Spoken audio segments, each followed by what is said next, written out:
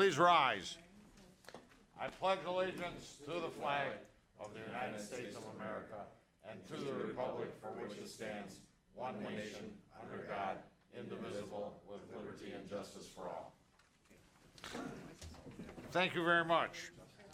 Number 3, adoption of the agenda. Is there a motion? Motion by Romano, support by Kraft. All in favor, please vote. If there's somebody taking care of this at this point in time? Yeah. You always have to at least wait for our staff. Okay. Sure. We have a motion by Romano, support by Kraft to adopt the agenda. You're welcome.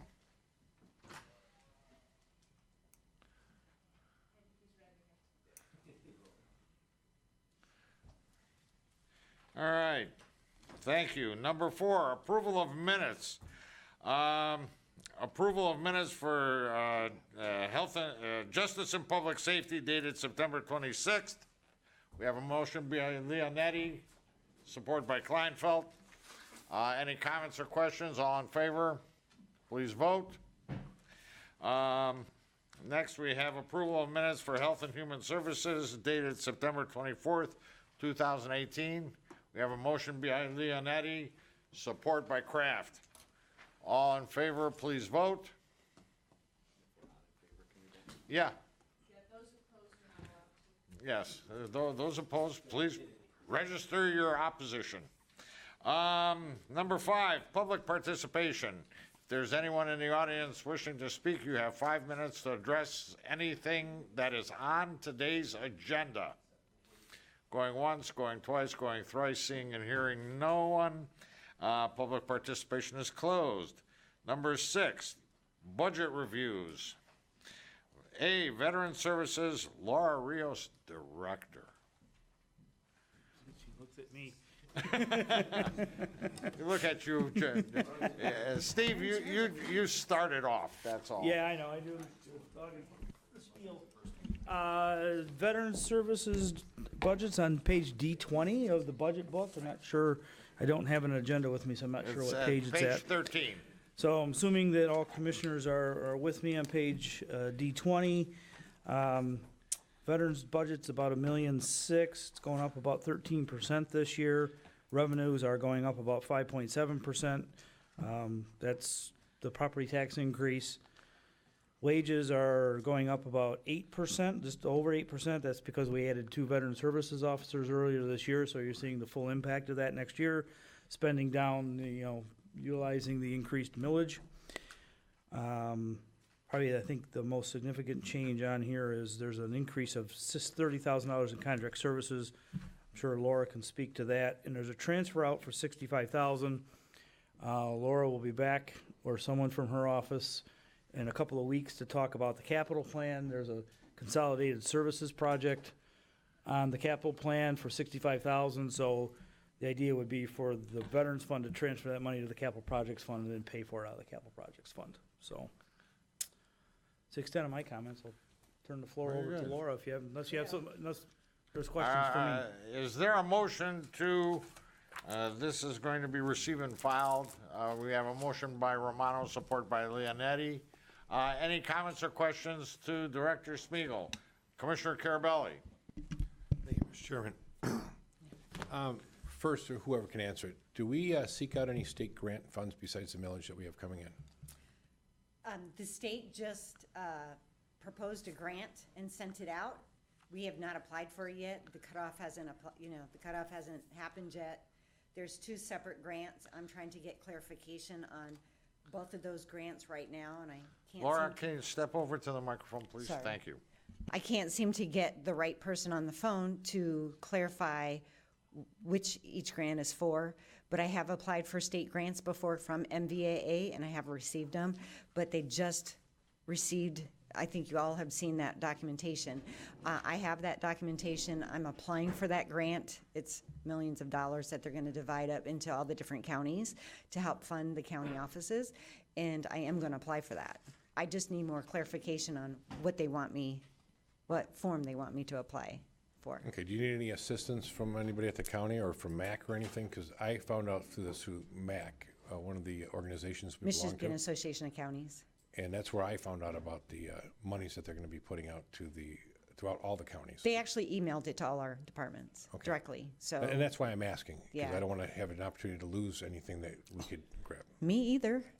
Okay. Me either. So that's the first question I have. The second question I have, we have a very healthy fund balance.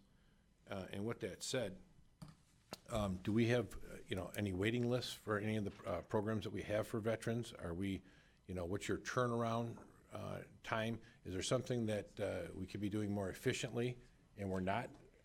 Okay, so what I'm working on right now, okay, so just in the last few months, I would say since we started our budget process in June, I am looking at funding $30,000 starting next year to go towards Macomb Community Action. They have a person that does homeless programs. I believe it's called Gary could tell you exactly the funding group, but they have grant money that comes in for this person to work with housing, getting homeless people housed. I think it's called, is it CDBG? There you go, CBDG money. Okay, there you go. Community Okay. Development Block Grant Fund. There you go. They have those funds, but what seems to happen is when I refer veterans over there, they might not be eligible, or they might be eligible for the SSVF program, which is funding from nonprofits that VA has given. I just need someone to case manage better our veterans. So I'm like, instead of me hiring a case manager for the homeless program, they already have that program. I'm going to help fund that position. So we're transferring $30,000 to Macomb Community Action to fund that position so they can also case manage, because Kathy Coates, who filled that position this year, she did probably 25% or 30% of her cases were veterans. So, and she helped the veterans in different avenues with all the different resources. So that's one project that I'm going to fund next year. The other project is more money towards transportation. So you've all been aware that we have free transportation for veterans, and we have a van that's been provided by Department of VA. It's a DAV van, and Disabled American Veterans purchases the vans and gives it to VA Medical Center. So now the van is owned by the VA. I have to come up with volunteer drivers. Well, it's a 6-month process when you say you want to volunteer to drive this van. It's a 6-month process to get through the red tape at the VA Medical Center to get medically cleared to drive that van. So I only have 2 drivers. So I only have transportation on Monday and Tuesday. And this has been going on for well over a year, where we are now down to just 2 drivers. When I get somebody who wants to volunteer, we lose them through the process of the 6 months. So I am now just done an MOU with Macomb Community Action to provide transportation for our veterans on Wednesday, Thursday, Friday, with forecasting when my volunteers do, eventually quit volunteering, that to slowly take over 5 days a week. And that will include wheelchair, because they already have the vans for the Goldenberry Senior Daycare Center. They already have the wheelchair accessible vans. They already provide transportation for seniors. So this will just be in addition to what they already provide. So we already have an MOU. It's going to be about $600 a week to provide that service for 5 days a week. And we were going to start on the 1st of October this year, but they're in the process of still hiring some more van drivers. So we're going to look at starting on 1 November, 3 days a week. And then possibly next year bring it up to 5 days a week. So that's some of our deficiencies that we see in our county: transportation and the homeless. Are you utilizing the smart bus system by any chance? Do I personally use the smart bus system? With the veterans? We offer that as a resource. When a veteran needs transportation, SMART doesn't drive to the VA hospital, sir. SMART drives around in a circle in Macomb County. So SMART will take them to the hub. Well, but that person is not going to get door to door. I'm saying door to door. And I appreciate that. Yeah. And I personally am not knowledgeable enough to give you an answer, but my understanding is that they pick somebody up at their door and they take them to that doctor's appointment, even if Correct. It's not in the same county. I have already met with Fred from SMART, and this was a couple years ago when I first started our transportation issue, about 3 or 4 years ago.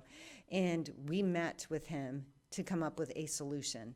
And their solution was picking up a veteran from their house and taking them to the fixed route, which would be taking them to the Gratiot line or taking them to the Van Dyke line to get the bus down to the hub. But from the hub, they're not going to get them door to door. We're not going to solve that here. No, we're Because not. I know, for So- example, Shelby Township has their own smart. They do. Drivers. Yep, That they work for do. the township. And maybe it's because it's managed by the township and not It is. smart directly, that's why they're able to take them from point A to point B and back. So maybe that's something I think that. We're going to provide that, though. We're going to provide that. We're going to be able to pick up if a No, veteran. I understand, but if we already Yeah. have a system in place and it's just not being utilized to the availability of what it should be, in my opinion, I think that the county said they were gonna be sitting down with SMART anyways and writing up a contract, if I'm not mistaken. And some of the stuff may be able to be put in place to assist you in what you're doing. Awesome. So I'd love no to be part of that guarantees, team. No promises, but I'm just, Invite me to that meeting. okay. All right, thank you. Thank you, Mr. Chair. Thank you. Chairman Smith. Thank you. Laura, I just wanted to follow up. Commissioner Carabelli was asking about grants and asked you if you thought you needed some help in it, because I think what he's finding is that this SEMCOG, and it might even be MAC, I'm not sure, but they say that Macomb County is kind of behind as far as asking for the money, right? Be getting out there and actually, and not veterans in particular, but I mean Okay. just the county in general. And so I think there's been a lot of talk about grants and grant writing and things, and we understand that, we do the best we can. But I guess our point is we're trying to think in a general, is there more help that could be given to you for grant writing that would really bring in more money? And you didn't really answer. You're like, well, we Yes, can use more help, but yes, that's why I just wanted to make sure. yes, sure. If you've got a grant writer, send them my way. Okay. And, Yeah, and that I would just be wanted to awesome. be clear on that, just Yeah. because it's a kind of a specialized thing. The people that are really good grant writers. So that was it. I just wanted to hear Yes. if you thought you had it covered or you could use some help. I think I have it covered. I could always use more help. Okay, great. That was it. Thank you. Okay, thank you. Next we have Commissioner Kleinfeld, then Romano, then Kraft. Thank you, Chair. And with regard to the grant writer, I think everybody up here wants to see that happen. And just, Steve, you were in that meeting. Executive Hackle, I think, sounded like he wanted to see that happen. We're not in the position to be the ones that make it happen, but just keep it on your radar. That's something that everybody seems to be in agreement with. I'm sorry, would you repeat who you're transferring the 30,000 to? Macomb Community Action for both programs. Okay, but this isn't CDBG funds, right? It is not. Okay, can we do that? It's not to actually go to the homeless program. It's to go to funding the position so a person can manage that position and case manage. So it's going to pay for their salary. I understand that, but I'm just asking, can we do that? Can we transfer money from that millage over to an entity or? I'll have to look into that as well. I guess I need to follow up with Ernest or Gary, one of the two, because they get this community development block grant. They also get a community services block grant. So I don't know, we might be getting into a semantics here. And we so- can do community development block grants to different entities. This isn't community development block grant funds, and we Right. need to know, Right. we need to make sure we can do that. Right. Okay, that's all, thank you. Thank you. Commissioner Romano. Thank you, Mr. Chair. Hi. I want to talk just a bit about this transportation that you're providing for the veterans. How many veterans do you actually drive to the VA on a weekly basis? Do you have some idea? I mean, you keep records, I'm sure. Our drivers turn that into the VA, at the VA hospital. So I don't actually see the numbers. The VA hospital sees the numbers.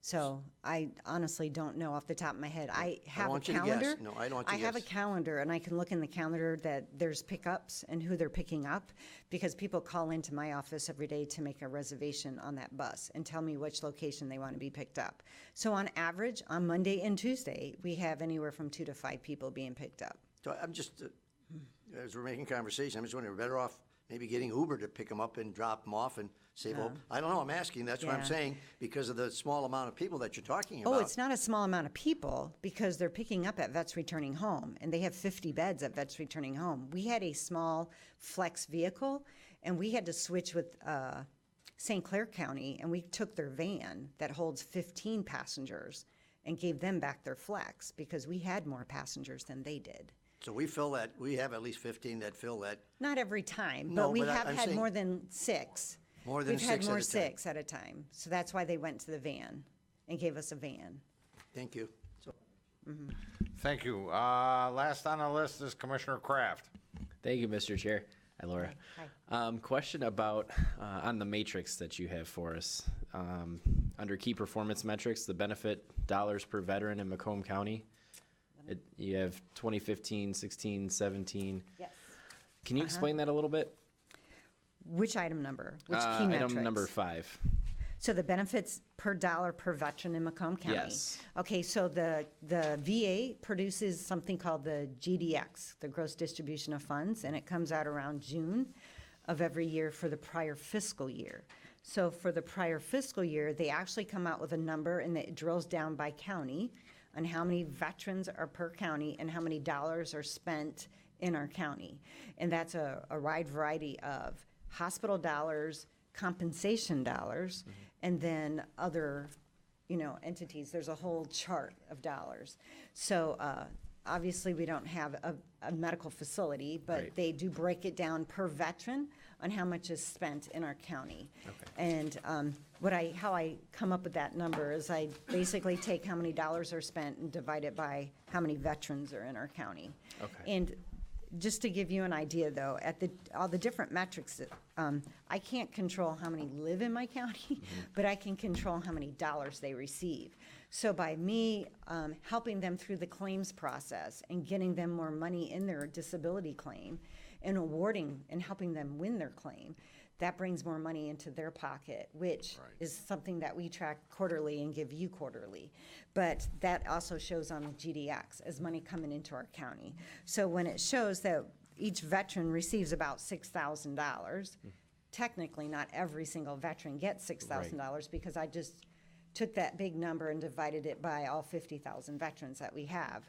But it still shows an increase, a gradual increase every year that we're doing a good job and we're getting money to our county and getting money to our veterans. That's what I was wondering where the dollar amount came from, because I know, obviously you guys help veterans get benefits, but also, Congressman Mitchell's office helps. And so I was wondering if it was, the veterans in Macomb County as a whole, or if it was just, the veterans that you served and saw, or if it This was. is every veteran that lives in our county. This Okay. comes from the GDX. Got it. So it's not just my office. What happens in my office is on the quarterly report, Okay, all right. which is not exactly at all the same numbers. Okay, and since that number's from the feds and not you, I was gonna ask how we were doing this year, but we'll know next year, right? Oh, yeah, it's Okay. fiscal year. So fiscal year just ended, and we won't know until June. They won't publish it until June. Okay, all right, thank you. Really? Thank you, Mr. Chair.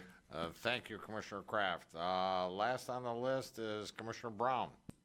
On that note regarding total allocations or benefits coming to Macomb County, the Congressman's office last year, well, year-to-date, $500,000 into the district, into the 10th Congressional District. It doesn't cover all of Macomb County, but his portion north. And so, but like you, it's not all strictly allocated to veterans, but probably some chunk of that may be as well. So, but a lot of those, it's an economic benefit to our county having this money and that department doing what they're doing. And it's really a shot in the arm to individuals, obviously, and the whole economy overall by that influx of money coming into the state and into our county. Thank you. You do a good job. Thank you. And I do like to compare to other counties just to kind of show a benchmark. But it's very hard to compare to Wayne County when you have 50 VSOs, because you have the federal building, you have every single, VFW American Legion, you got everybody, you've got 50 compared to now I have 9. So, but yes, we do better than Oakland, we do better than Grand Rapids, so, yeah. All right. We're always tugging with Grand Rapids. No more comments or questions other than, Laura, I think you're doing a terrific job for the veterans, and I'm looking forward to a comprehensive report once this year is done, considering that you've got all the new monies coming in and so on and so forth. I think this body will be pleasantly surprised by the outcomes. Thank you. Thank you. Any other comments or questions? Seeing and hearing none, we have a motion and support. Please vote.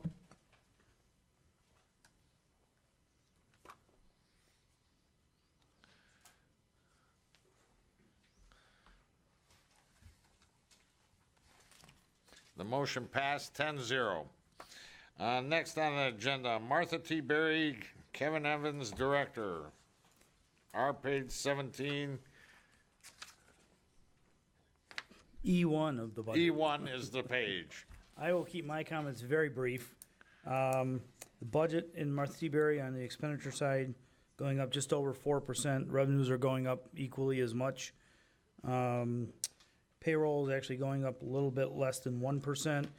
There are some significant differences or increases in supplies and services and contract services that Mr. Evans will, I'm sure, discuss. Those are the largest items increasing in his budget. And one thing, I haven't had a chance to talk with Mr. Evans or his staff about page E3, so just in case if that caught your eye, it's kind of a big number, and I don't mean to blindside you, Kevin. But the amended FTE count, I guess I need to verify that, because it looks like we're losing 28 positions, but I'm not really sure that's happening. It's not. Okay, so we'll have to correct that, Yeah, just in case it was something that you noticed. yeah, Mr. Ostermeyer and I looked at that from, before we came over. We actually looked at that last week, and that was an anomaly. We don't know what caused that, but if you take a look at the prior years, we're fairly consistent year to year.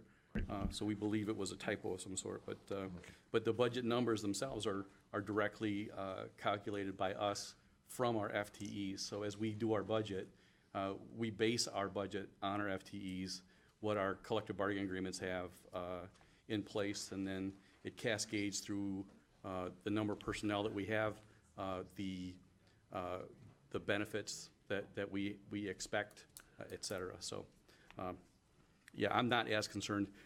And the reason that sometimes it's a little off in this, and I hope the commissioners, I want to tell you directly, but I also want you, my concern is that you are concerned about this. This is, the buckets that you have here are different buckets that we use. Yeah. We set our budgets based on cost reports that are required by Medicare and Medicaid. And then we move those numbers into the buckets to make it easier for the commissioners to understand. So some of the numbers that you see move are because we're just putting them in different buckets this year. We have a better understanding of how you see these numbers to try and make it easier for you and for us to understand. So if you look at the bottom line, 2017 versus 2018 and 2019, we're still less than actual on 2017 and our recommended overall expenditures. So if you take a look at that, you'll see that we are fairly good, well in line with what our costs are over the last few years. And we continue to do a better job of honing in on where those expenses are. We do have some increases. Staff, of course, we have collective bargaining agreements that we have negotiated wage increases. We really need to compete with nurses in the area. Nursing shortages are requiring us to do a significant change in our process where we have a scale. We can't change the scale, but what we can do is hire people at the top of the scale because that's the way that we retain our LPNs and some of our RNs. We also, this year upcoming, will have some new taxes put on us from a quality assurance measure that came from the federal government, but also we'll have some funds given to us so we can have some drawdown money. We're changing philosophically how we're staffing. So in the past years, we've had a significant amount of agency work, and we're hiring more individuals. If you take a look at our wages going up, our wages are going up a little bit, but that's also our work comp and our unemployment is increasing too because the number of staff in those positions are becoming our own, and that work comp comes up because of that. Medical supplies are also pacing ahead of the consumer price index. If you take a look at medical CPI, it's over 4%, and we're anticipating that. We also have building repair that are non-capital items on the big old building that we're continuing to do. One of the significant increases inside of our services on the supplies and services line is we have a few more preventive maintenance programs in place that we didn't have in before, just to make sure that the building stays in good shape. We have a better boiler service that we have preventive maintenance on. We have preventive maintenance on our HVAC system, which we did not have before. Those are things that are required, to keep the systems sound. And so those are some of the increases that we have. Also, we're investing in better care for our residents by buying better products. I shared a few months ago with the commissioners that we found that many of the mattresses were in bad shape, and we're investing in those. We invested in Morrison Food Service, and that comes under our contract services as well, to manage and improve the quality of our food service there. And they're a key part of our improvements over there at Martha T. Berry, where we're changing the philosophy from an institutional tray-based system to more dining when upon rising, not having to say you can have breakfast between 8 and 10 in the morning, as an example.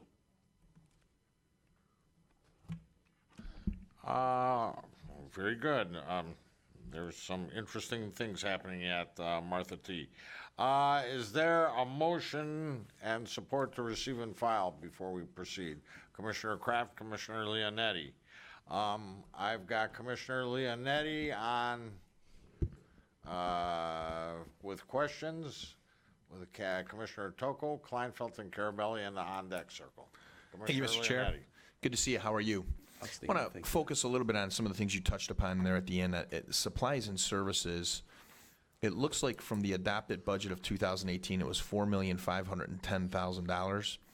We're jumping up now to $5,489,148. Yeah. And you were saying some of it's because of HVAC maintenance? Well, some of the preventive maintenance programs we have a boiler program, we have a fire suppression program, we have an HVAC preventive maintenance program. Our contract and services are also with Morrison Food Service, which rolls up inside that line. Okay. So the Morrison Food Service, I want to focus on that one first. What's the contract for? Like, it's to provide food services, I know that, but how much is it? It's contracted for the management of that, and I don't know the exact number of that, okay. But it's was it roughly $60,000 a month? So it's $4,000 for the management fee, and then everything else is food and supplies that we buy anyway. right. Can you step up to the microphone, please, so we can have a record of this? Let's see who you are, where you're from. Jeff Ostermeyer with Plant Moran, and I work with Martha T. Berry. Okay. So it's $4,000 management fee and then something else for the food? So some of the cost of the Morrison dietary management is there. They have a chef, they have a kitchen manager, a dietitian. So some of those costs are offset, 'cause there used to be a dietitian there that worked on a contract basis. Now everything's running through Morrison. And so I think when you're looking at the supplies and services and contract services in this budget, to what Kevin was saying earlier, it's really what bucket a lot of these expenses fall into. If you look at 2017, which was audited by an outside firm, I think the contract services and supplies and services for 2019 match up with our actual for 17 more than what we budgeted for 2018. And it's really just where we're putting those expenses at. Was there any kind of bidding process for this contract with Morrison Food Services, or did you guys look around and see if there was other? I'll let I you can answer that. Yes, there's only a couple that can actually handle us in the way that we'd like to. Our primary focus of looking at it was with our sister facilities, our other medical care facilities, to see who was using a contracted service. And almost every one of them was using Morrison if they were using it. Many of them do their own work.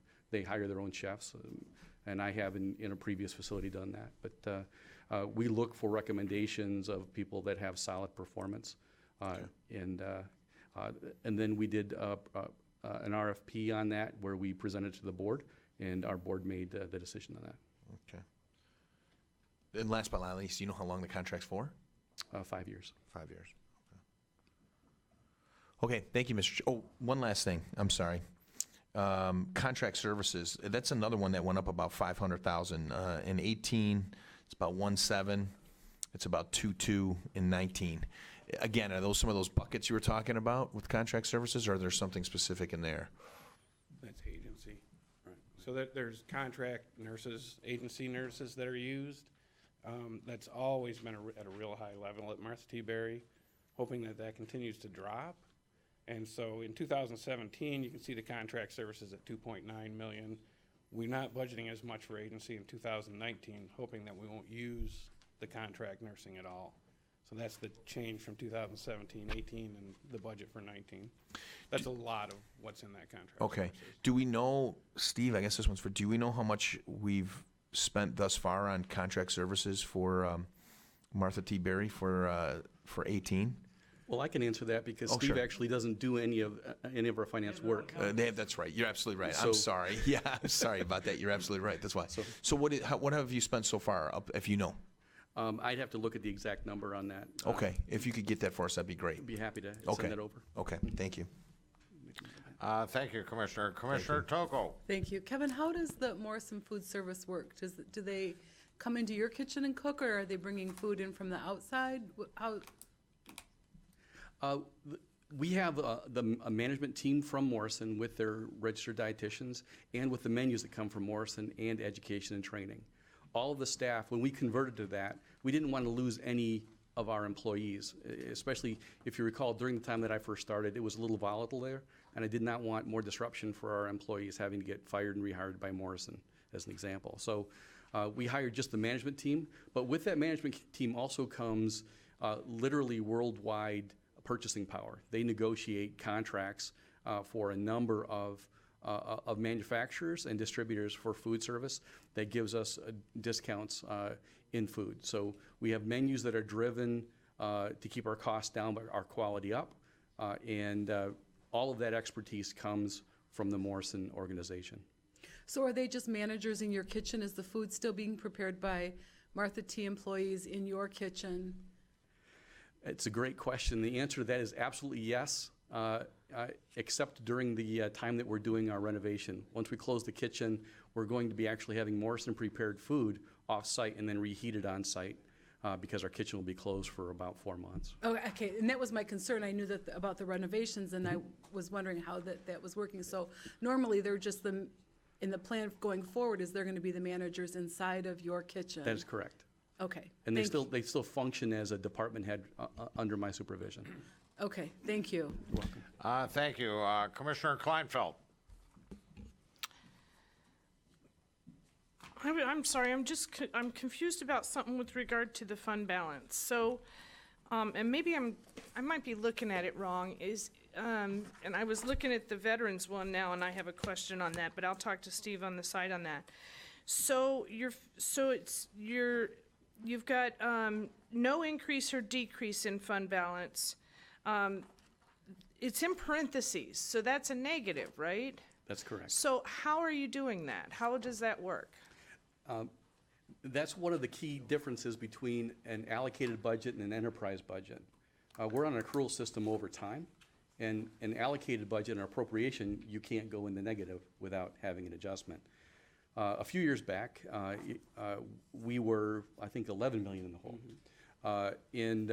When I first came to Martha T. Berry, and that was in large part due to GASB 82, is it, Steve? Was it 82 and 83?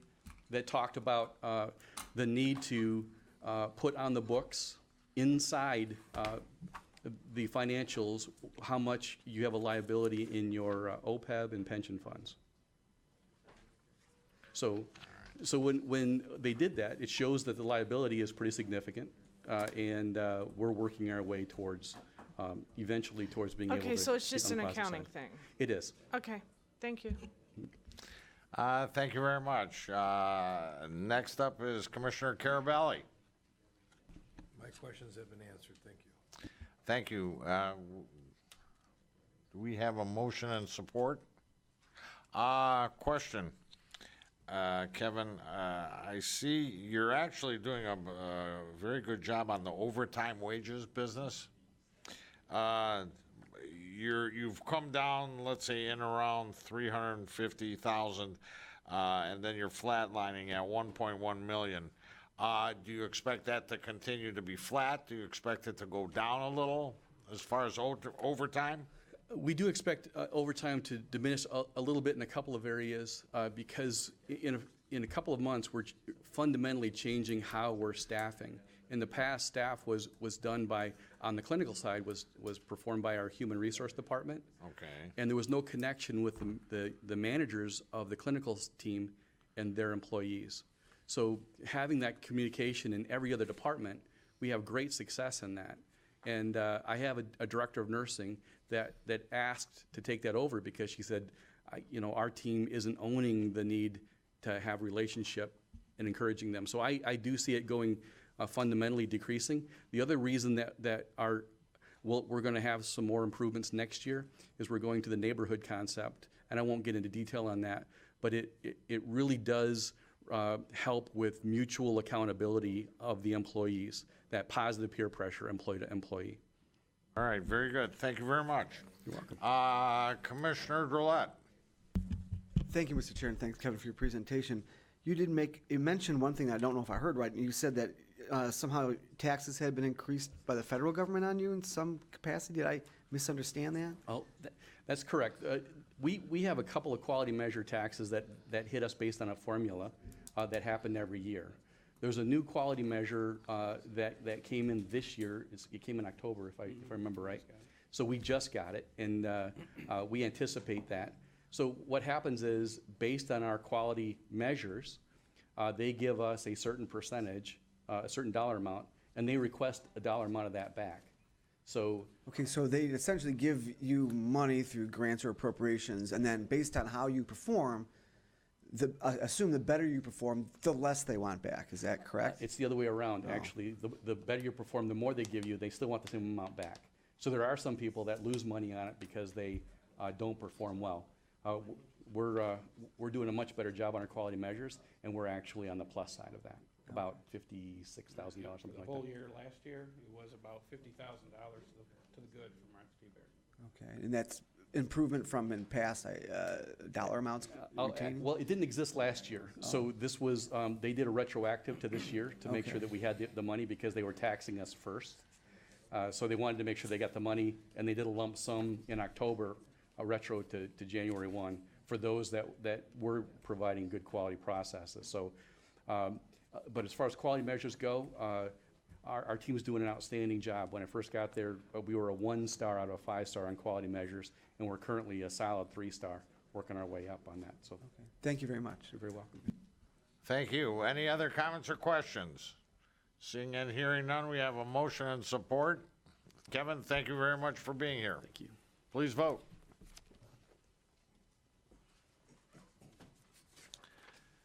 Number 7, correspondence. Do we have a motion to receive and file A? We have a motion by Romano.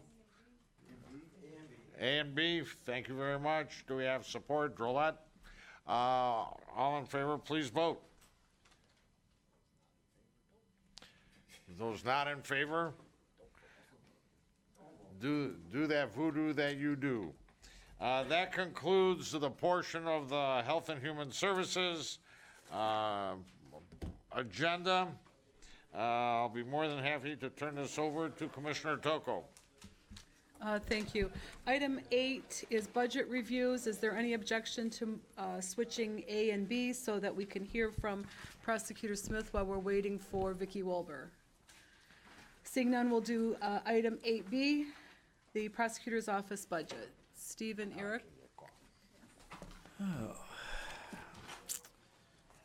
Prosecutor's budget is on page C53, at least the general fund portion of the budget. Again, about a $10.8 million operation. You'll see that in 2019, we are adding 2 positions. One is an assistant prosecutor because of the new judgeship, and we're also adding a computer maintenance clerk. I believe it is a clerical level position. I believe it's computer maintenance clerk to assist, if I'm not mistaken, with the review of body camera footage and things of that nature. that I'm sure Prosecutor Smith can speak to far more intelligently than myself. You'll also notice that there's a little bit of an increase in supplies and services, about $15,000, maybe $20,000. Other than that, not a whole lot really going on in this particular department, in my opinion. But the prosecutor's here to talk about his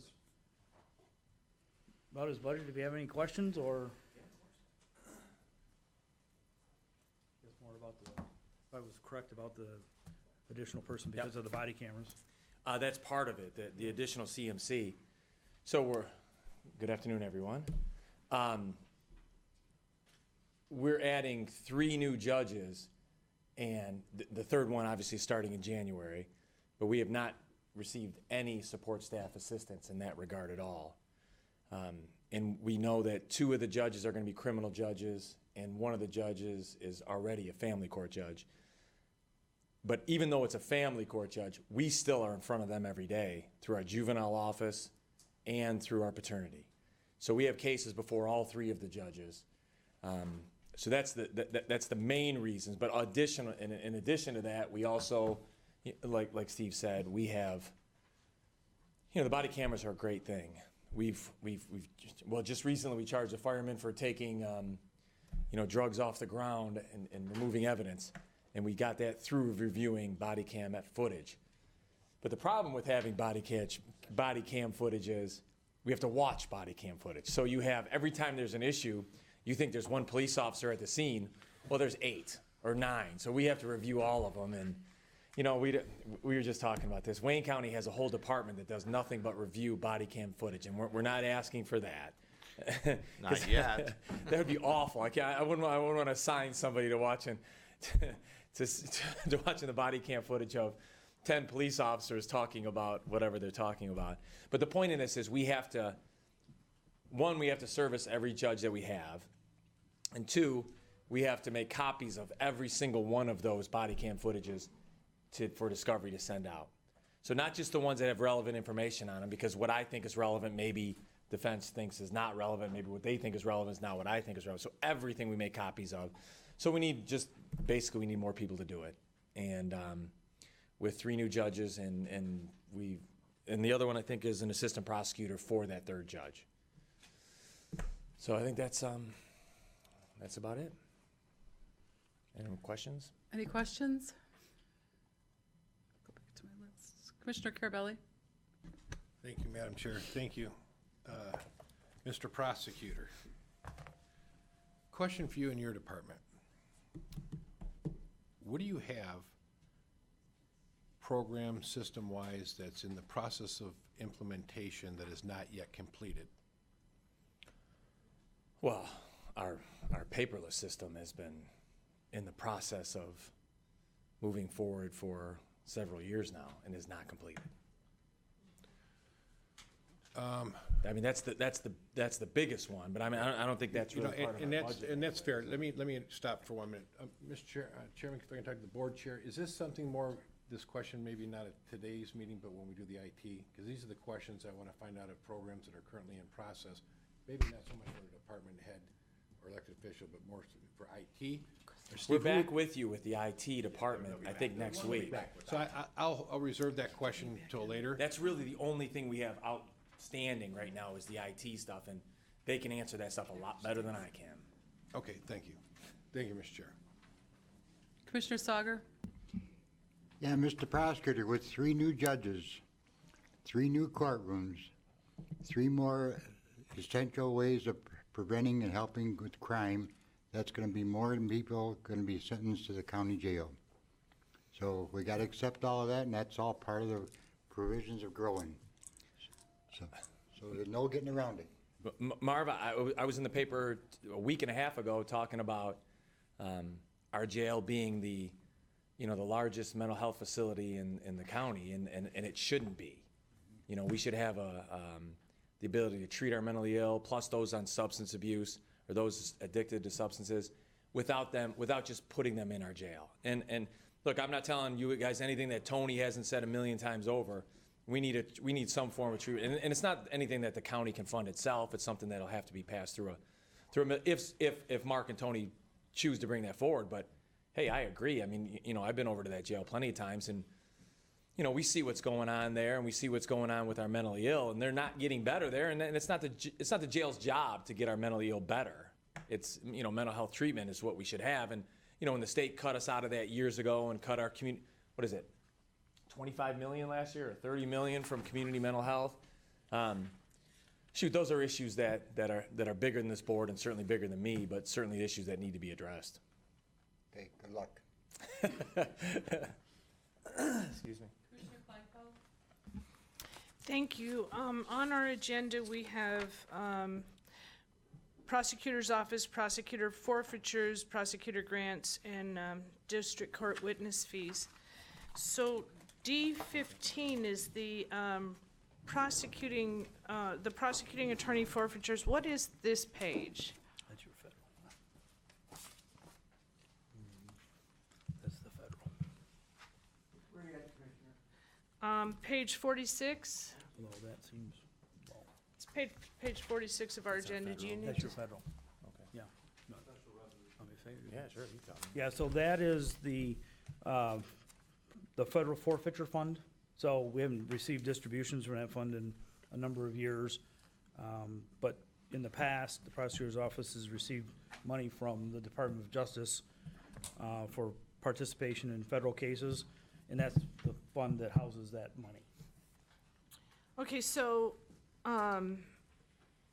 it's been the same 2017, 18, and it's projected out through 2021 to stay the same, the fund balance. Is that money that can be used for something, and there's just no plan to? What's the plan with that fund? Yeah. Well, I think there's This is restrictions. not the same funds we've talked about in other No, different, situations, totally different, right? totally different So what are funds. the plans for this? Well, we haven't spent any money, there's restrictions. We will, I'm assuming we can spend the money, you know, come back with an adopted budget and spend that money down in the future. Well, We used it for training in the past, witness fees. We bought computers. with it. Yeah, we Last bought time- Last computers. time we used it, we bought. Well, I'm just saying, sometimes it- we've got almost $56,000 sitting there. Yeah, we need to develop a plan to spend it down. I don't- You know, no this doubt is a there. year we're going up 6% in the total budget. It might not be a bad Well, year I to think take there's a look at restrictions it. on the use of this Oh, money as well. Yeah. I'm not disagreeing on that, but I Right. also would imagine some of the things in the budget pay for some of those restrictions. And I'm not trying to make you spend something down. This is Right. just a particularly bad year for us financially. What we've used these in the past for is big ticket. We've used other forfeiture stuff for, you know, small ticket stuff in our office or small ticket stuff with witnesses. But the last time we used this substantially was when we bought, and I can't remember what operating system it was, but we couldn't use the the several before operating system because our computers wouldn't allow us to. Can So you hold we- this money for forever? Or is there a time limit on it at all? Is there, I've never heard of a time limit on it. Okay. No. All right, No. thank you. But as soon as we come across an issue that we need to address in the office, I would much rather spend that $56,000 than come up and talk to you guys and ask you for $50,000 to buy X, Y, and Z in our office. So if it comes up, shoot, we will spend it. right. Unfortunately, we can't use it for our CMC. Thank you. Commissioner Brown? Thank you. There's a request before us for enhancements to court view, the system. Are you familiar with those requests No. from the court? Oh, from the court, okay, I'm like, did we? But that doesn't impact your office at all. Jen, you know anything about that? I don't think so. Courtview doesn't, Commissioner, Courtview does impact our office because we do have access to certain information on there. But as far as them asking for additional money, they have not brought us to the table on that. We're, and the access that we have to CourtView is read-only, so we don't do any input. We just, the few people in our office have access to it are doing it to update our files. So it doesn't affect us in any way. All right, thank you. I don't have any other speakers on the list. Yes. If I may, question. Do you work with the lien system out of the clerk's office at all? We have our own lien system that we work with. Are you tied in with the clerk's lien system at all? I mean, all lien is tied together, but we don't access their lien, not through. And they don't access yours? Okay, that's, I wanted to find out if there is any tie-in. Thank you, Madam Chair. Thank you. You referenced 3 new judges. There's one on the ballot now. What are the other 2 that you were speaking of? The past ones? The past ones, right. Okay, from 2 years ago, okay. From each, this is the third of the 3 that, didn't Scale recommend, that they recommend? One more, I think. But you guys. Right. Okay, thank you. Are there any other questions or any other speakers? Seeing none, is there a motion to receive and file? Moved by Sauger, supported by Drollet. Please vote.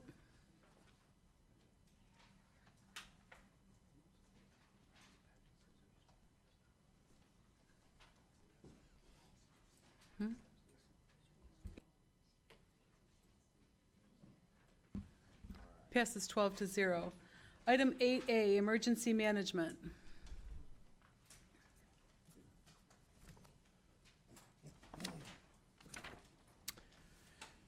The emergency management budget's on page C61. No increase in staffing in Vicky's office. It's about a $1.3 million operation. Things are, relatively consistent. There's some increases in supplies and contract services that Vicky can speak to, but budget's going up about $70,000 from 2018 to 2019. About 1.4% in wage increases, and the other operating expenses are leading to an overall increase of about 5.7%. So, again, limited comments, so let's turn it over to Vicky.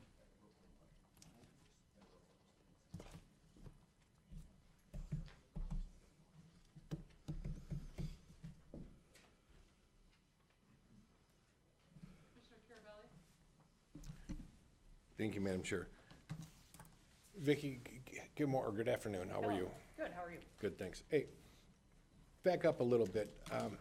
I remember several years ago, I think it was the 800 megahertz towers that we were putting in. Is that correct? Yes, correct. 5-10 years ago? Actually, the board approved the last project in 2015. 2015? Yeah. Okay, so we have all the towers in place for what we need, do you know? They're actually going operational this month. So Okay. we completed the backup dispatch center piece with the city of Warren and our dispatch center this year, and then the towers are also going live this month. Okay. Our current system that we're using is not 800, or is it? No, it's current. We just added tower sites to it. Okay. When did we make a change to 800? We did that back around 2003. The Okay. board approved that. Okay, so we're currently on the 800 megahertz system. Yes, and. We have new towers that are going in. Correct. And we have an appropriation of all new radios. That will be forthcoming, yes. Yes. Yes. My question for you, do they all have to be bought at the same time? I will, from my perspective, yes, and what we did with that project and that capital plan proposal is majority of all the jurisdictions in the county went live on the system when it was ready in 2006. Again, approved by the board in 2003, took about 3 years to implement. All the radios then countywide are basically coming to end of service life. So I approached Motorola and said, what if we come to you and we do a semi-wide county purchase, or at least quote? Would that help but give us a price break? And they said they would definitely look at that. So that's what we've been doing over the course of the last 6-7 months. So one, based on getting that deal from Motorola because of all the other agencies coming in and the end of service life, and because they're public safety radios, and just knowing logistically how difficult it would be to maybe change radios out as they die, I think would be very No, difficult. So make it that's really, my let me make that really recommendation. clear. I'm not asking to change them out when they die. Right. Okay, so let's take that out of the scenario. Strike it from the record. I'm just No, I'm not saying you said that. I just know that may be Here's what I'm in some asking you. people's minds. Are these, the $4 million for the radios, is that just for the county sheriff's department? No, that is for 11 county departments, almost 1,400 radios. Okay. So let's talk about departments so I can get an understanding. So the sheriff department is one of them, correct? Correct. And who would be another department? I'm another department, So emergency management. yes. And you guys, how many radios? We probably have Roughly. close to 90, just because we hold a cache countywide for interoperability, emergency management purposes. Okay, There's hold on, I don't understand. 90 radios for 90 people or 90 for reserve in case of an emergency? reserve for emergencies. Got it. Yes. What's yes. the next department? Road department, public works. Okay, let me Sure. slow down for a minute. Road department. Radios for vehicles or radios handheld, are we talking? They have a combination of both. Majority are within vehicles. Okay, and I'm asking this, and I'm not getting anywhere specific, I'm trying to get an understanding. Sure. Because I think we give all employees phones as well. I'm just trying to understand what we got going on here. So the next department, you said roads and then who? Public works, And Public Works. Okay, who's the next department? animal control, Okay, the next department? juvenile justice center. Okay, next? We're looking at radios. It would be new radios for F&O. They have radios now, but they're not on the 800 megahertz system.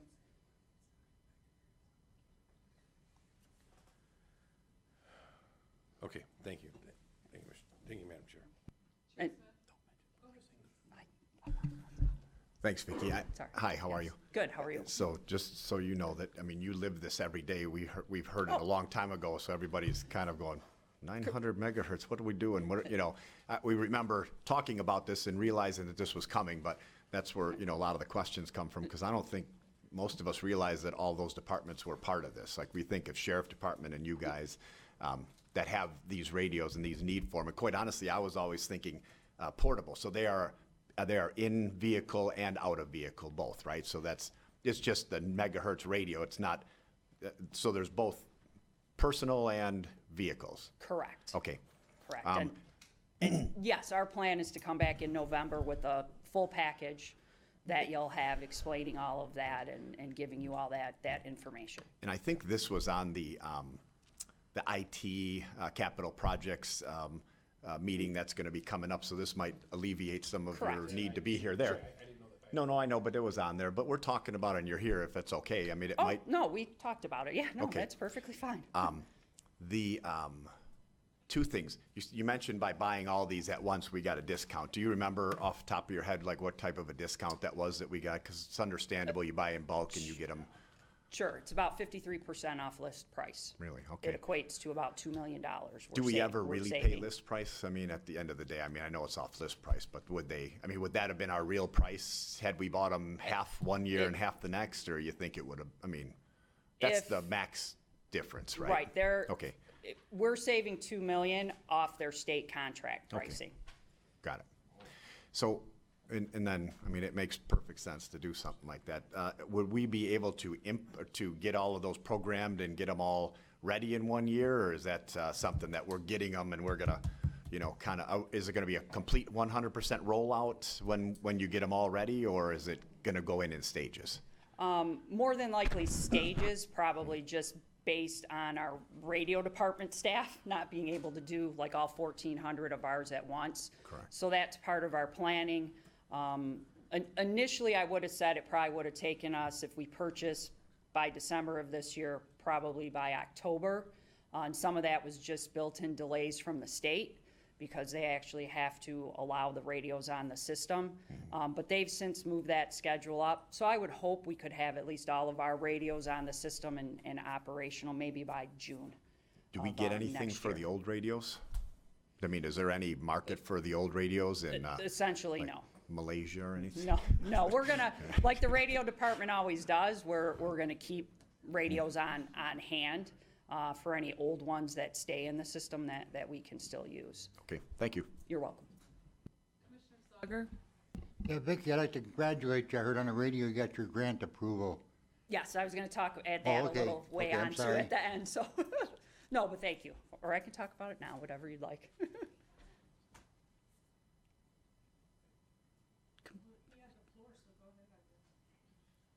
Sure. Yeah. Okay. All right, just a couple items that weren't part of the budget that you had in front of you, just so you know, there are new upcoming items. Currently, for the grants, we have current grant years of 2016 and 2017. We are going to be getting grants for 2018. As I've explained before, usually the federal government is a year or two behind the actual calendar year that we're in. So we'll have 2 new grants coming in. More than likely, those will be coming before the board in 2019. We already covered the capital plan. In regards to the 2018 COPS grant that we just received, as you know, those grants move very quickly. That is a new grant program, so we really had no notice or weren't expecting it to come out. We had really less than a month to put that grant together. So we scrambled, put in an application with the Macomb Intermediate School District with support for them, all the public schools within the county, as well as the Police Chiefs Association, Fire Chiefs, and Medical Control. And essentially that grant is to hire 2 people within my office to strictly work on school safety programs in the county for 2 years. There is a match amount in the grant. Our total award is for approximately $420,000.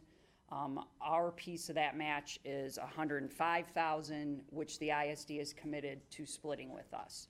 So for the county, we'd be looking at $26,000 each of those 2 years. But again, I plan on bringing that grant application back next month for more information and formal review. And then the last item I know there's been discussion with too is the 911 surcharge. We also have plans to bring that back as well, and I did get the email today, and so I'll be able to give you some information ahead of time. So right now, maybe we'd be back in December to do a formal presentation on 911 charges. Commissioner Doucet? Thank you. Good afternoon, Vicki. Couple of questions. This 800 megahertz system and the towers in the north end, does that tie into Comtech and we're tied in with the state system? Correct. Yes. So and now we're pinging off the towers in Detroit and so on and so forth. So we have no more dead zones in the county. Well, we still have dead zones, depending on where you're at. No system, depending on the building coverage and what the building's made of, Right. Can we penetrate. But we have better coverage than we did back in 2015. And yes, because Detroit's on the same system, we're able to utilize their towers Right. for coverage, and they're able to utilize Well, ours, which is great. that's a lot more coverage than we had going into this a couple of years ago. Correct. Going back to the original 800 megahertz business, did this begin years ago with the Detroit water system? Because they bought all the radios and said this is the emergency system that the water department in Detroit had. Is this a derivation of that, or is this? No, that wasn't the motivation for us coming on the system. The state had already built out their statewide radio system for their use, back probably even in the late 90s. All right. And then just with our radio systems that we had in the county at that time, we had different radio systems between police, fire, DPW. They couldn't talk to one another. So this was just emerging technology at that time, and the county made the decision to go with the state system. All right, very good. And last question. Are we tied in with Selfridge on all this also? Yes, they have different communication systems than us as well, but yes, they have personnel, their fire departments on the 800 system, and other agencies have that capability. All right, very good. Thank you very much. Thank you, Madam Chair. Commissioner Romano? Thank you, Madam Chair. Hi, Ms. Wilbert. How are you? Good, how are you? That smile gives us all whatever you want. Mr. Schmiegel said you'd address those items, supplies and Sure. services, conference training, and contract services. Could you please? Yes, please, I will. Yeah, I will. The areas that we're looking at, as Steve mentioned, there's a couple things that happen, is a decrease in grant fundings that we're seeing in our Homeland Security grants. And then also, we want to expand our county employee safety program that we've gotten a little behind on over the years. So those are some of the two major reasons. And in the employee safety program and in our world, and in all our worlds actually, the active assailant topic is obviously larger than it's ever been. So we've done a lot of work with our jurisdictions and the public to try to get us all in one plan, and we obviously want to extend those same plans to county employees. So medical supplies, you'll see an increase in that line item. That goes directly to the active assailant program, and we're looking at purchasing stop the bleed kits, if you will, if there's any type of traumatic bleeding in any county facilities. I think we're all used to seeing the normal medical kits that have Band-Aids, aspirin, things like that. These contain tourniquets and gauze and other blood clotting materials that we'd like to put in the facilities as well, so people could get to it quickly. The office supply category, we increased that a little bit.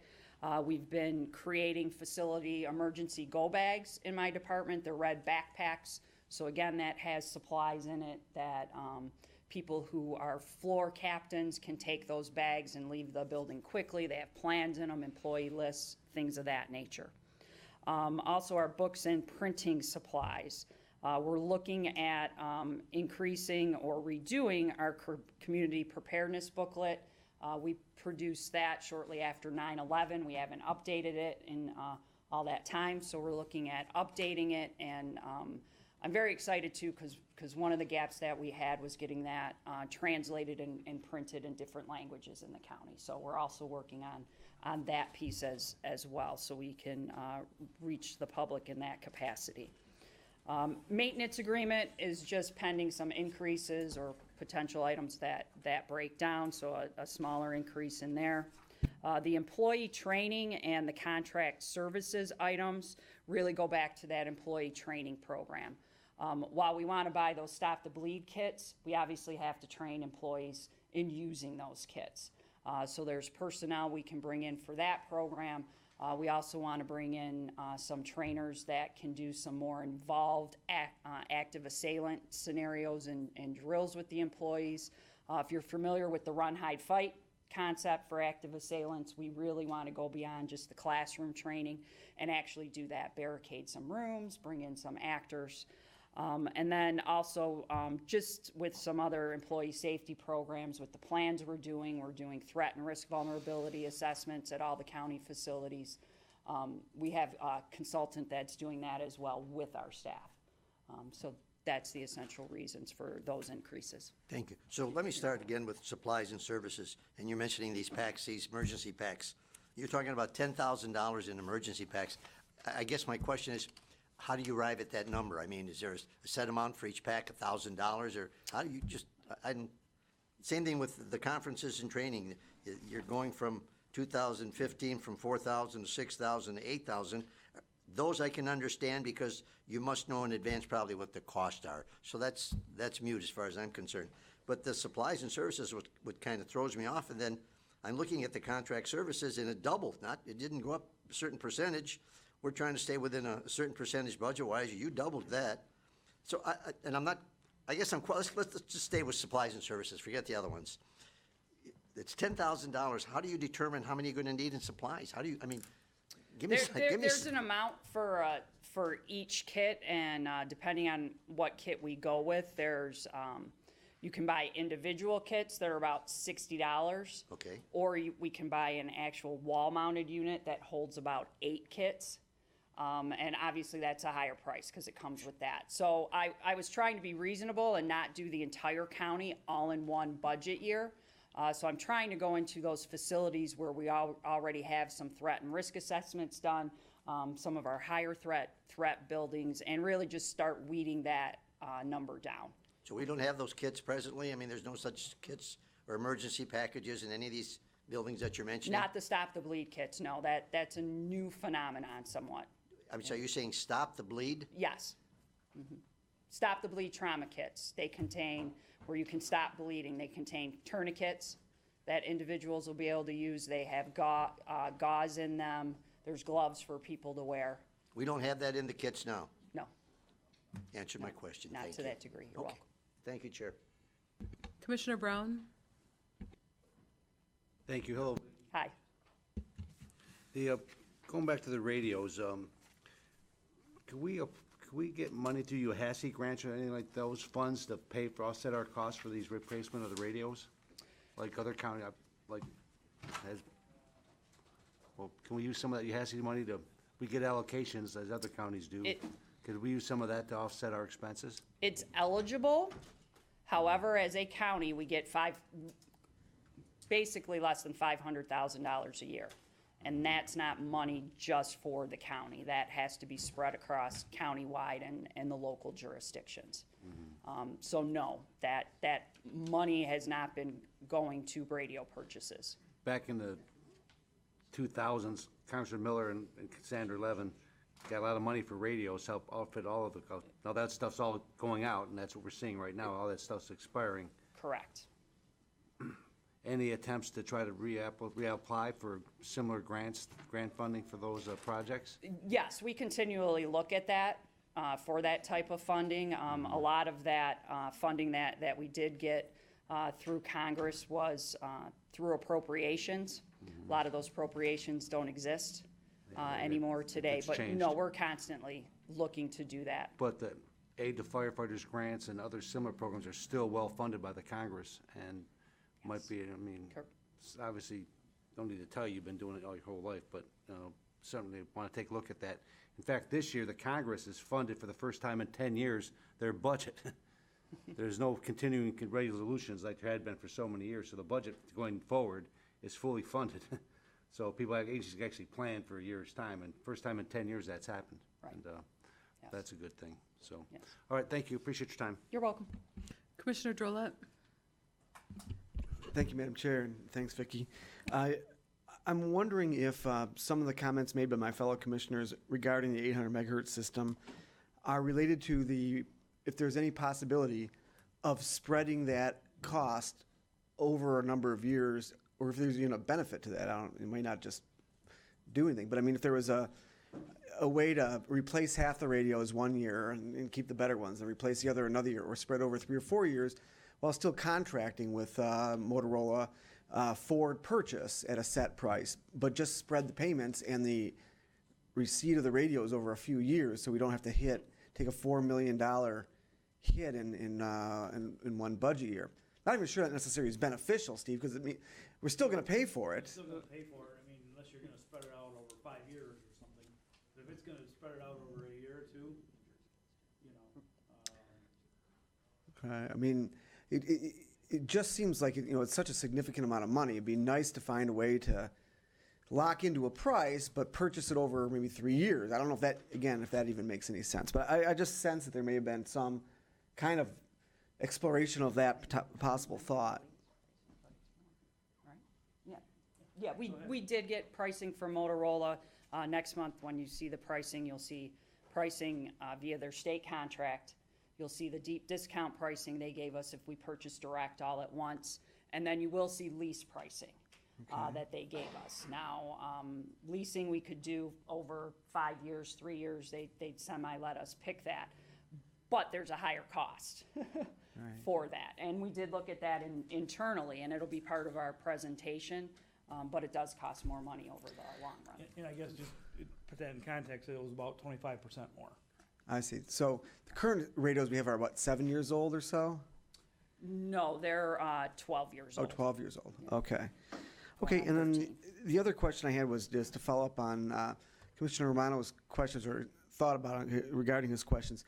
The grant we just received from the Feds for school safety, is that money being used for some of those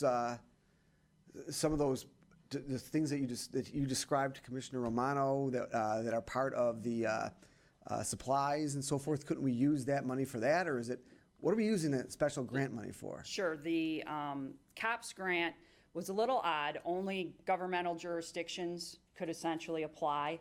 And there was a personnel piece where you could hire people. You could not hire law enforcement people. I've gotten questions about that, about the school resource officers. They directly use the term emergency managers, so that caught our eye. Then when you went, though, into the equipment and technology area, it was very odd because everything they allowed under those categories was essentially to go into the schools.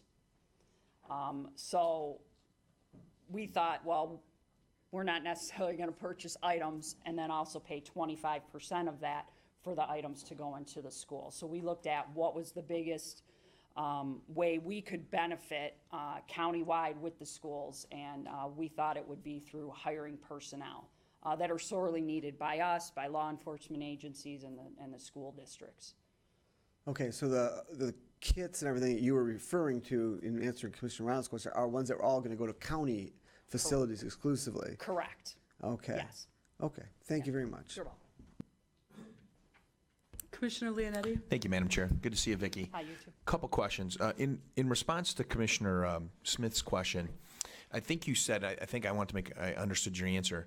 So if we get these phones in December, you think they'll, not these phones, these radios in December, they'll be fully implemented by October? Is that what I understood your answer to be in a time frame? Yeah, that we placed the order in December. It takes about 2 to 3 months for delivery, some programming by the state, and then, yes, I would hope by late summer, Okay. actually, that they'd be live. So we would purchase them this year, and then they'd be paid for and implemented by June of 19. Okay. The second question I have for you is, do we have any idea how long these new 800 megahertz phones, I keep saying phones because you say Motorola on the side of these radios, I Right. apologize. How long anticipated that they're going to last? I mean, I guess, and so you know where we're coming from. We see $4 million in capital improvement, and we're all like, God, you know, is there any way we can spread it out? Can we do this? One of the questions we had yesterday was, you know, how old were the ones we had? I think you said about 12 years. And what's the anticipated time frame and usefulness of these new 800 megahertz radios? Right, it's generally 10 to 15 years Okay. is the useful life. Okay. The last thing's a positive thing.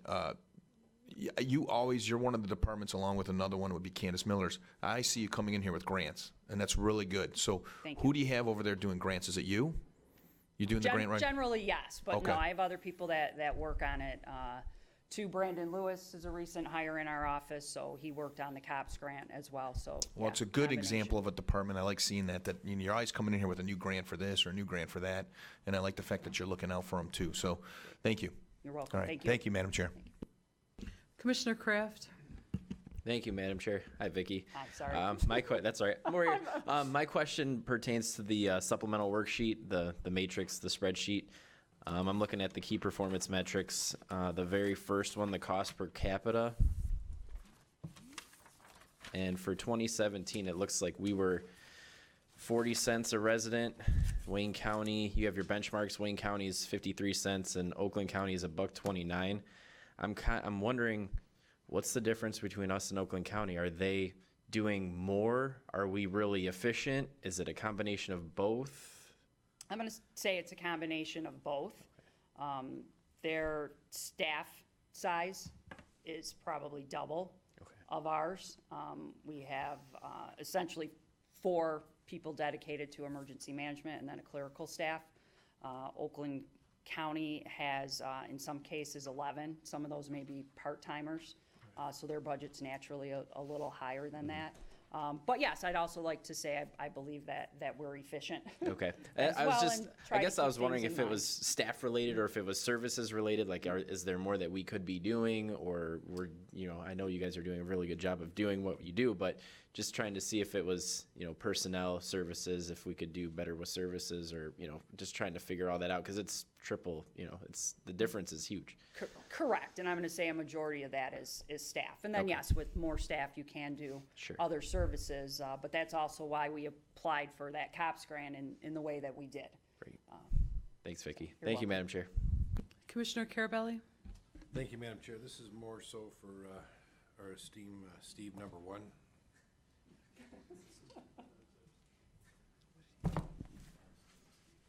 I'm going back to the $4 million for the 800 megahertz. I'm satisfied with the answers that Vicki has given me in the explanation, but now I have to question you in your department of general fund dollars. So, I don't know how many radios are going directly to the Department of Roads, but that's 100% Act 51 dollars. If we can do vehicle maintenance and all this other communication stuff in Act 51, why would we be taking that out of the general fund? That's question number one. Just like I had the question of the Wi-Fi or whatever it was for 15 grand that Jaco brought forward. That's Act 51 dollars. It doesn't come out of the general fund. They're different pots. Then I'd like to go and talk further into each of these other departments outside of the sheriff's and emergency management of these radios in their budget, in grants, in monies that they have coming in that we're just, I don't want to say willy-nilly, but we're just taking it out of the general fund where it should be going to wherever it paid for by who, those departments and how they're going to afford that. When I mentioned before, what does the department cost us? We really don't have a true idea. So if you're telling me that you're now going to take these 800 megahertz and you're now going to charge the Department of Roads, or you're going to charge the drain office, you're going to change the Maximus, or what the thing is, take $1.5 million, $2 million, put it back in the general fund, we're going to charge for it. You need to explain to me how we're doing this, because right now, it doesn't make sense that it's all coming out of the general fund, and these are separate governed piles of cash that can only be spent in certain ways. Well, I can tell you I'm one step ahead of you a little bit, so I think when we come You're usually back. always a step ahead of me. But go ahead. So when we come back to you with a plan, I'm currently talking to specifically roads about paying for those, because when that project first went on the plan, I didn't see the breakdown by the departments. So it is on the plan currently to all be allocated from the general fund. Correct. So you have another question about the dispatch contract. So there's so many dispatch deputies throughout the county that we contract with or for. So the question there is, can we amend those contracts to pass along the cost of the radios for the 90 or 100 patrol deputies that we have? So I'm looking into that. So you may see different numbers coming from the general fund when we come back with the full plan. Awesome. Tomorrow morning? No, not tomorrow morning. I'm off tomorrow anyway, so. Thank you, Madam Chair. Did you have an additional question? I don't have any other speakers on the list. Is there a motion to receive and file? Moved by Carabelli, supported by Drollet. Please vote.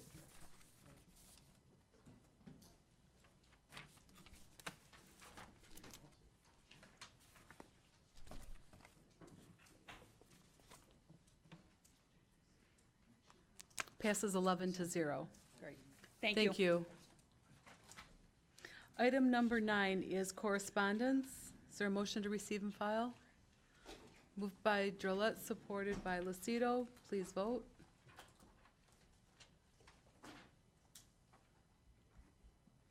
Item number 10, new business. Is there any new business for this committee? Seeing none, public participation. Go ahead. Steve, on our new business, can I ask you, did you get a chance to take a look at those funds that I pointed out yesterday? I called the court today, they're looking into it. If you look back at the whole package of the whole project, there's some e-filing and some non-e-filing. So that fund you were talking to me about is specific for e-filing projects. I need to break out those costs. Some of it was just for court view enhancements, some had to do with e-filing.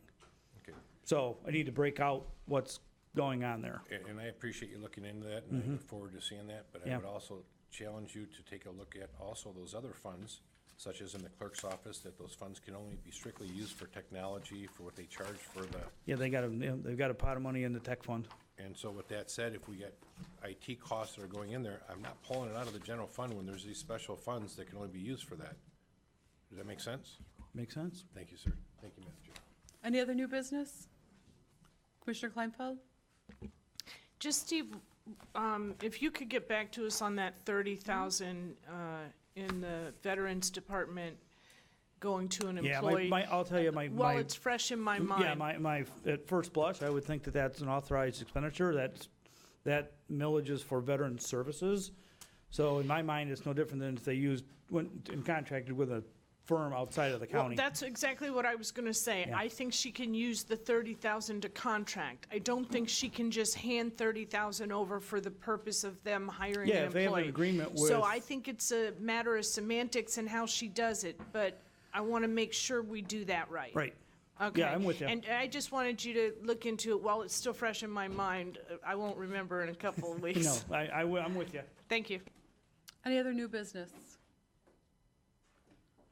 Public participation. Any members of the public wish to address the committee? Seeing none, is there a motion to adjourn? Moved by Drollet, supported by Duje. Please vote. Thank you.